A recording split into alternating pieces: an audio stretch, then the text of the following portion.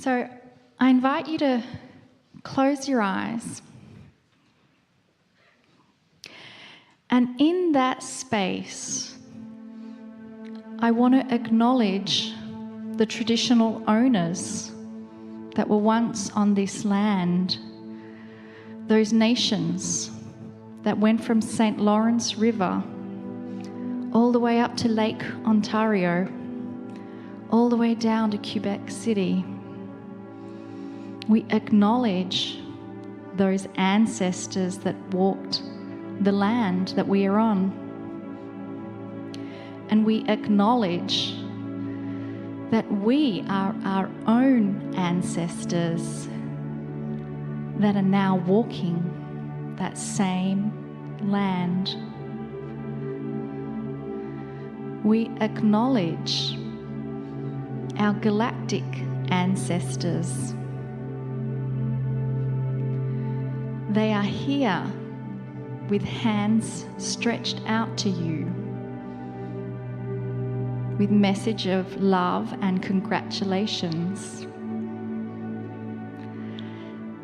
This vibration you have within your body that emanates emotions from the Creator, those emotions of peace, compassion, love, joy, happiness.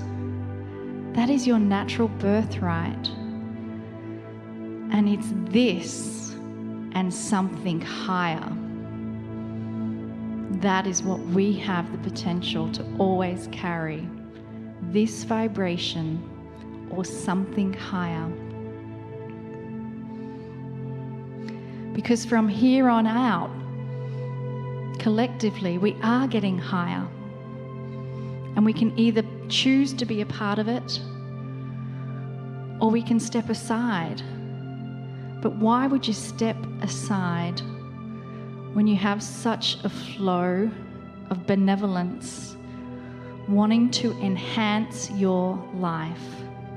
Whatever that is for you, whatever you need, you have the ability to ask directly how you want your life enhanced.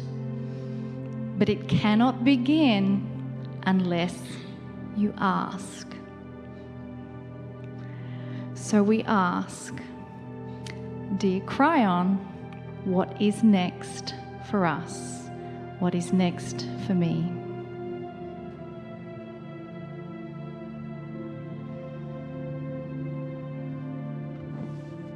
Greetings, dear ones. I'm Kryon of Magnetic Service.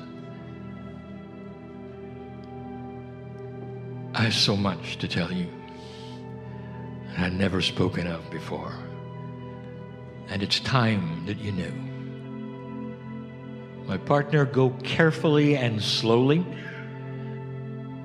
for the information that I give now has not been given. Human beings are fascinated with drawing lines between things. And in some ways, they should be. Because in many cases, there are lines to be drawn. What's the earliest line drawings of energy between things? It's the original nodes and nulls. Early on, I channeled that there are lines of influence that go between the nodes and the nulls. There is a line that will go between the node and the null, positive and negative, of each one.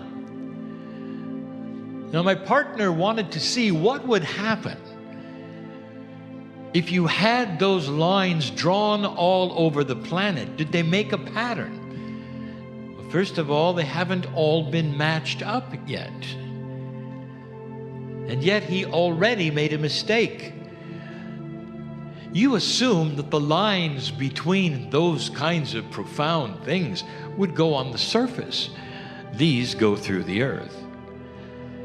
So there is a bias involved even in line drawing. The other thing is this: you assume all of the lines are always straight, and they're not. Other things influence them, and sometimes they bend a little, just like magnetics bends a little. And so right away, we tell you that drawing lines between influential spiritual things is common to man. What's another ancient line? This one, by the way, pretty straight. Did you know there was a line drawn between Lake Titicaca and Tibet? And it's an ancient line that was predicted by the Lakota in their prophecy of the journey of the feathered serpent. Now think about this, for this is a line that attaches itself in the shift that you just went through. Now you get the concept that sometimes the lines are strong, sometimes they are not, sometimes they may disappear and come back. What causes that? Now, did you ever think about those two areas of the planet? What do they have in common besides profound teaching and sacredness? And the answer is they're both very high. What do you know about the landings of the Pleiadians and where they spent most of their time? High altitude. There are things that hide even in the areas we've not even spoken of regarding the parents from the stars. All over Europe, there are something called ley lines. Now, we've spoken of ley lines before, and I'm going to tell you right now, dear ones, something you didn't expect. Many of them are natural, and they're caused by lines of influence that follow aquifers and perhaps even former rivers and streams, and that's where the castles got built. So long after the aquifers are not there and the streams are dried up, humans come along and they are amazed that the castles are in that line. And they say, this must be sacred. No, it was water. These are the kinds of things that hide. And then there are the kinds of real sacred lines that you find in some countries that we have visited and spoken of. In the country currently known as Hungary, we spent time at the beating rock, the heart that some say is the heart chakra of the land. And there's something to that. You see, there really are multidimensional portals and some lines. So what I am telling you right now is that not all is what you think when it comes to history, lines of influence, and things that go from one place to another. Now this one you're not going to like. The Nazca lines, they say, had to be done from space. You can actually see them from orbit. Not only that, but some of the surrounding areas actually look like runways. Indeed, perhaps the runways of the ancients for their vehicles.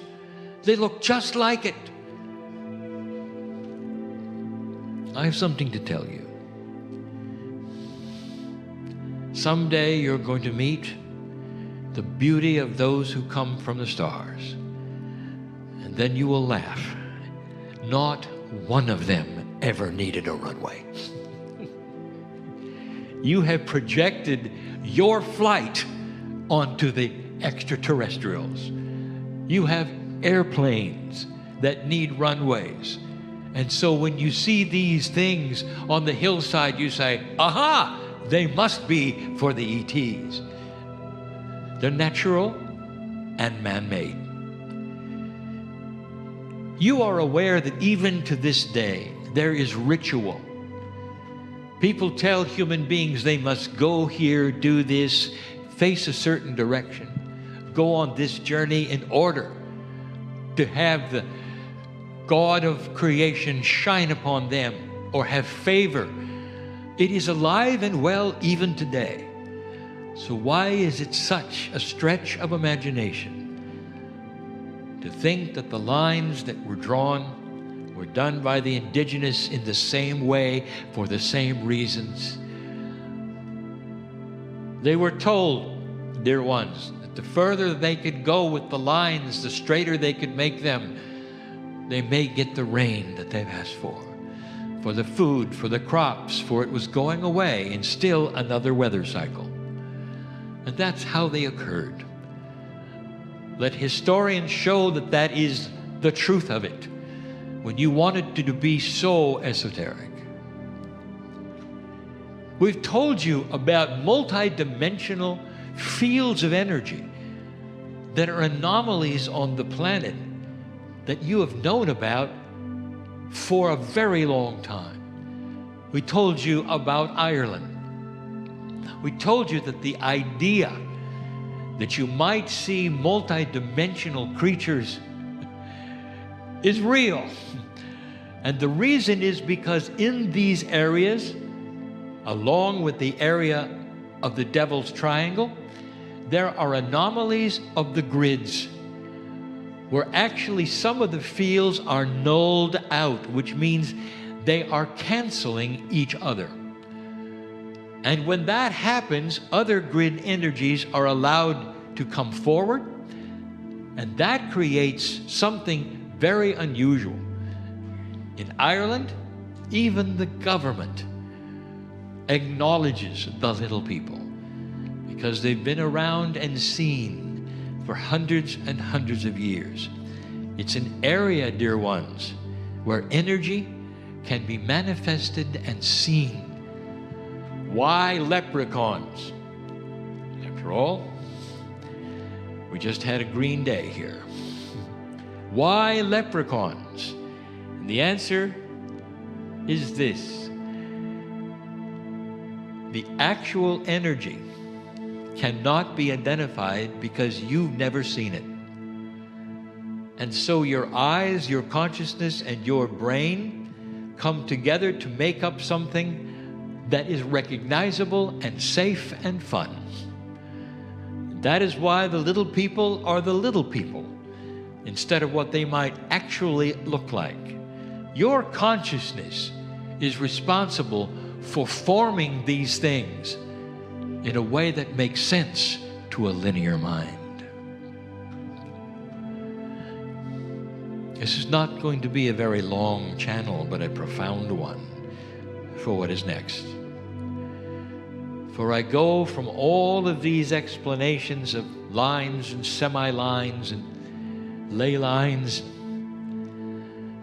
to the most esoteric and real line that is right here. Right here. Oh, be careful, my partner, and say these things correctly.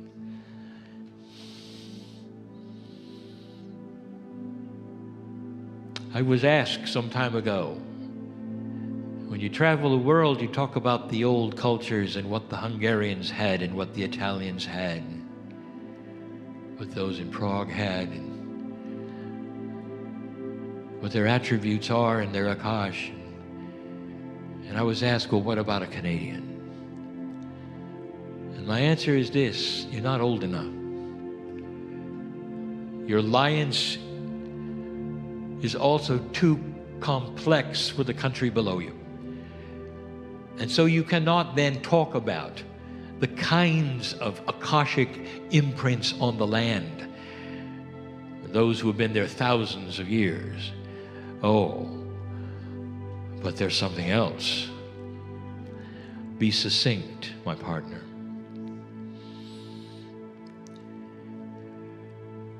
In less than 100 years, there is the potential of an awakening continent. And that continent is Africa. It's the central portion, the troublesome areas, the places of disease and killing. And the potential is this, that within 100 years, there will be healing in that area. Inventions are coming to give electricity and water and healing energy so there would be no more sickness. To chase out not only the sickness, but those who would be dark and do dark things. There's coming a time when someday that will be a society, a culture, which will have the highest technology and consciousness on the planet. Why there? And we have said this before, because they have no culture to unlearn. It's pristine. And when it gets cleared, and you can imagine what that means, when it is cleared of disease and the darkness consciousness that is there now, those who will build a nation will have concepts that are fresh and new and beautiful and elegant and mature. It is the next revolution of government in ways you haven't seen yet that work. It's the next revolution of human magnificence to one another and rules that all abide by because it makes sense and it's the right way to live. Imagine in that place right now, imagine it being replaced by something so grand. But esoterically, let me ask you this. Where are they going to get that culture, that experience? Where are they going to have the line of gold drawn from? Where is it going to go? Follow this.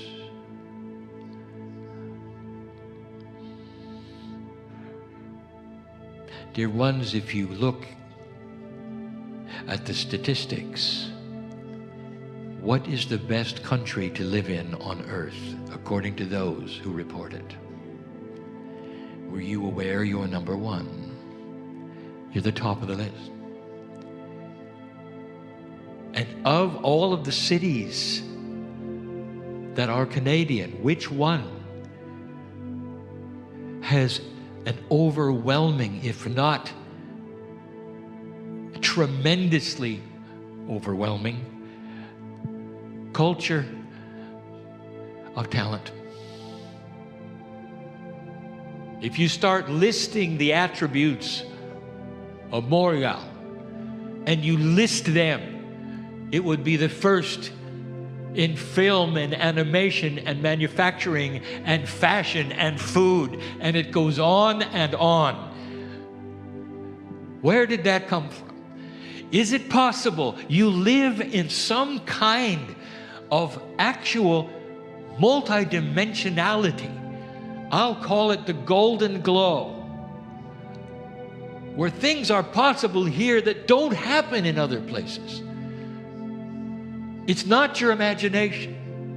Oh, dear ones, there's a church not too far away. It has just hundreds of crutches hanging outside, where everybody who came to that place, who hobbled in on a crutch, walked away healed. Now you may say, well, that's because there was some healer there. What if that healer knew how to work that multidimensionality of that land? It's just as multidimensional here in this hotel. It's just not as conducive to having crutches hang. Did you ever think about these things? There are things that happen here in this city that don't happen anywhere. It's almost like God has blessed this place in a way that no other place has this. And you'd be right. That golden glow has a line. It has several lines. They've been seen and they've been noticed by esoteric teachers. But now I'm going to tell you where one of them goes. Right now, it's being seen. It goes to the heart of Africa.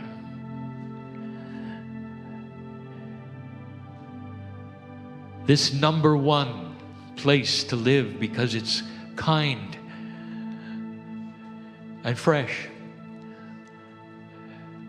and respects human rights more than anywhere. This one place that has the golden glow will be the imbuing of what they need for this new starting culture. They're going to need what you have, and that particular line drawn right across the ocean, right to that continent. This is so esoteric, I'll tell you. It's like they're going to pull upon the Akash of those who are here, because they cannot start from scratch and have everything. There has to be a core, basic starting point.